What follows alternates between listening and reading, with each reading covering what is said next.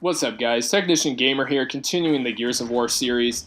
And I wanted to go over basically everything we know so far for Gears of War 4 from playing the beta, and then any information after the beta that has ended up being published by the developers themselves, especially Rod Ferguson. E3 is around the corner, and so hopefully we'll be seeing some more gameplay from the campaign. And then I'm hoping they announce Horde, because Horde has not been announced yet. And the Horde mode is to Gears as like zombies is like Call of Duty. So, which I've stated before, and I would hope that they would include that in the final game, but we'll have to see in the weeks to come in what that final product that we're going to be getting. It was confirmed that the campaign will be co-op for up to 2 people, so they are taking a step back from the Gears of War 3 and being able to have up to 4 people. I personally am in favor of either or, but obviously having up to 4 people for the campaign, especially doing it on Insane, it would be a lot easier. So getting into this multiplayer though, I will say I did really enjoy playing the beta. I believe I got to 25 by the end. I definitely did feel that it was like the Gears of War 3 playstyle with some new mechanics adding onto it. A lot of bright colors. People said it looked cartoony, which I did not really see that much. But yes, definitely some brighter colors and not as maybe darker than the Gears of War 3. And I actually didn't really favor one map over the other.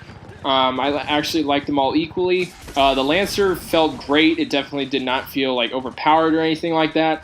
The Hammerburst, on the other hand, did feel that it needed like some sort of a buff.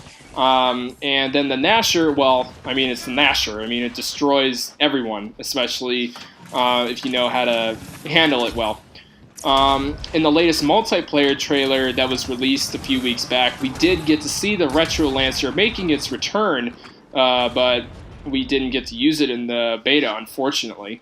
But I wonder if they kept it the same with how much kick it has, like in Gears of War 3, or if they actually changed the fire rate of that weapon. Or the bounties they added this time around I thought was pretty cool, since you want to feel a little more rewarded for winning and or losing a match, as long as you met that specific requirement. It seems as of right now there's 3 tiers of bounties. From the standard gray, varying from as little as like 5 kills, scoring 1,000 points, or just winning 1 match. The blue bounties, which is the middle tier, that the character bounty cards also seem to be a part of, and the requirements are obviously just a little more difficult. And then lastly, the epic bounties, which are the purple cards, where the requirement is the most challenging, and obviously can take a little more time. But I can see them adding another tier in the final game, or maybe a few months down the road after its release, maybe called like Insane or something like that, that has like a red or yellowish tint to it. And it would be, more of like a weekly bounty, say like completing 50 matches or maybe getting like 250 kills. I definitely think that they would add something like that, but I mean, we'll just have to see. The next thing that has been introduced, which reminds me of the Halo 5, is a new ranking system, and basically how you play the game. In certain game modes, you will place in one of the 5 tiers, being bronze, silver, gold, onyx, and the highest, of course, diamond. Now, I'm wondering if this will be like a monthly thing, like the Halo 5 tier system, or season, if you will.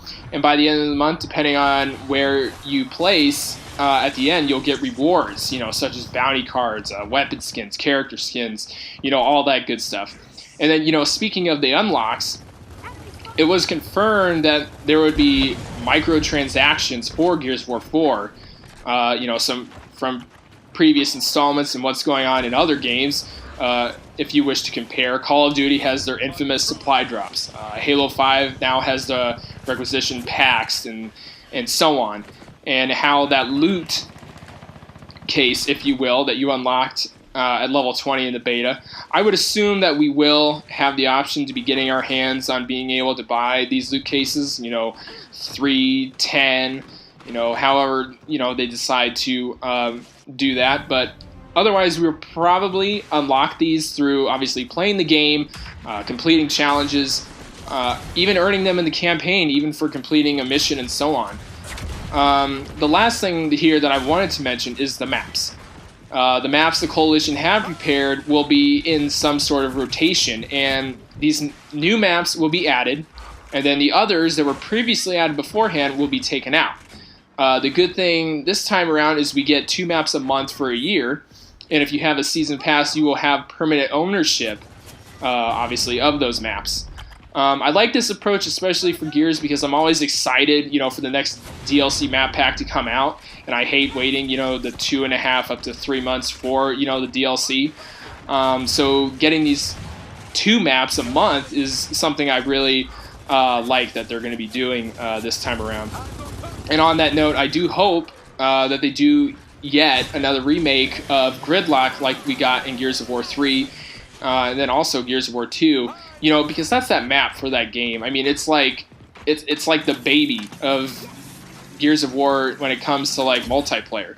And I know, Ron Ferguson and his passion for this game and developing this game, and so I'm sure him and his team have probably done something for that map. We'll just have to see. So October 11th can't get here pretty much soon enough. I'm really excited, and I cannot wait for more at E3 in these coming weeks. I really hope you guys enjoyed this video and all the information.